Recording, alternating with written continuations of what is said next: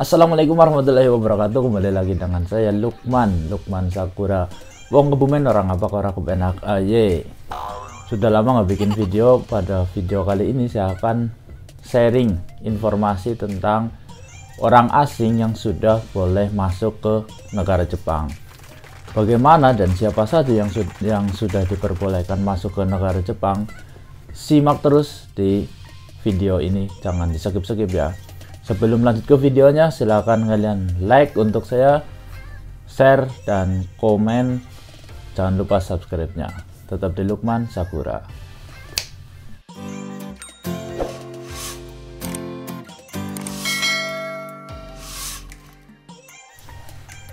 Beberapa bulan yang lalu, pemerintah Jepang telah mengeluarkan aturan bahwasanya orang luar negeri atau orang asing itu tidak boleh masuk ke negara Jepang.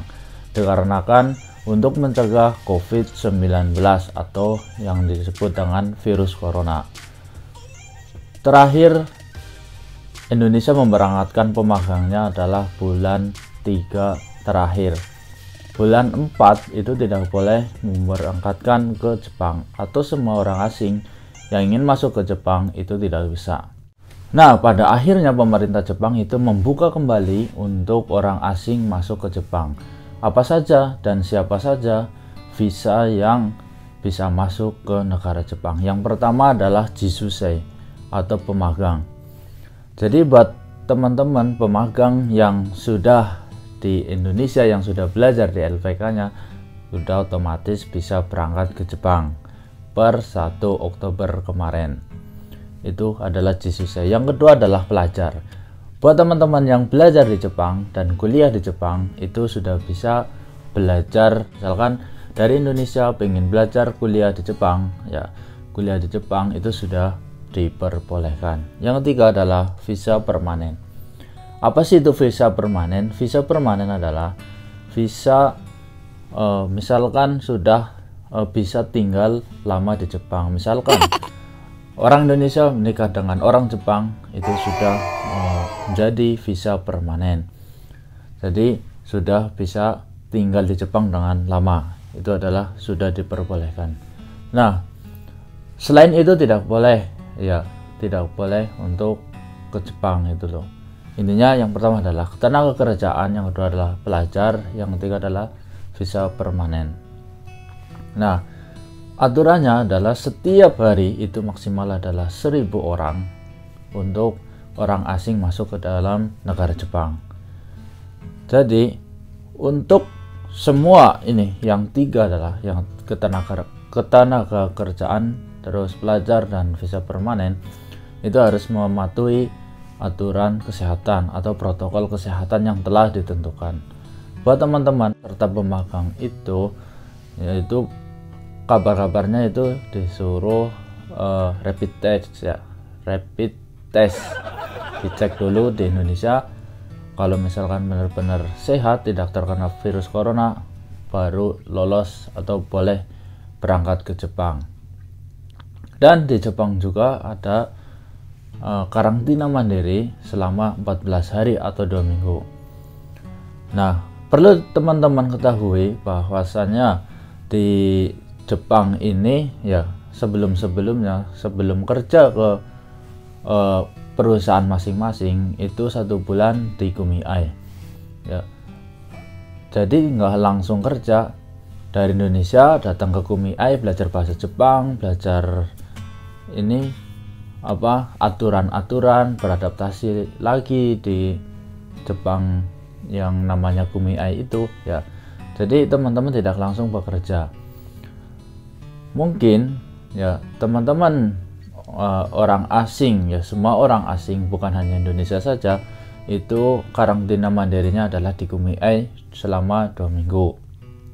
Entah itu diperpanjang, yang tadinya 1 bulan menjadi 1,5 bulan atau bagaimana itu informasinya belum tahu ya.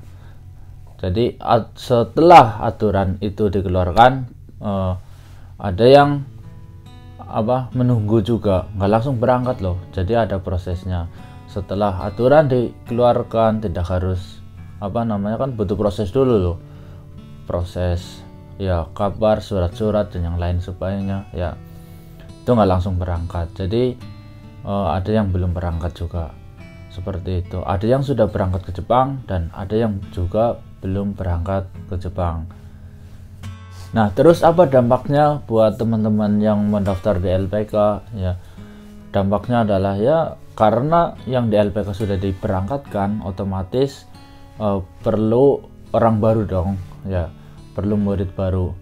Jadi dalam kekosongan itu kesempatan teman-teman untuk mendaftar di LPK, di LPK manapun, LPK Minori, SO yang lain, di IM ataupun yang lain sebagainya. Di lowongan kerja di Jepang di LPK itu ya membuka lowongan pekerjaan buat teman-teman yang mau ke Jepang. Artinya kesempatan buat teman-teman daftar itu lebih banyak. Tidak seperti kemarin-kemarin ketika ada peraturan belum boleh ke Jepang, Jisuse dan yang lain sebagainya. Pokoknya orang asing yang tidak boleh masuk ke Jepang, terutama adalah pemagang ya. Jadi logikanya seperti ini. Kalau misalkan di LPK-nya masih banyak, masih ada stok ya, belum ada yang berangkat, otomatis kan rekrutmen itu dalam merekrutnya ya cuma sedikit gitu kan, atau merekrut tapi prosesnya lama, beberapa minggu, berapa bulan baru dipanggil lagi ke proses yang berikutnya, seperti itu. Jadi kabar gembira buat teman-teman yang mau ke Jepang, bagi yang sudah yang di LPK ataupun yang baru daftar mau masuk ke LPK, itu ibaratnya sudah ada kabar gembira lah, ada nafas leganya gitu ya. Itu seperti itu guys. Mungkin itu saja informasinya, sampai di sini dulu. Jangan lupa subscribe dan jangan lupa pantengin terus channel ini. Saya yakin bermanfaat, walaupun sedikit akan saya bagikan kepada teman-teman, seperti itu. Budayakan nyimak, dan setelah nyimak yang nggak tahu ditanyakan. Jangan sampai nggak nyimak tapi bertanya gitu, padahal udah dijelaskan. Itu guys. Terima kasih yang selalu nonton. Assalamualaikum warahmatullahi wabarakatuh.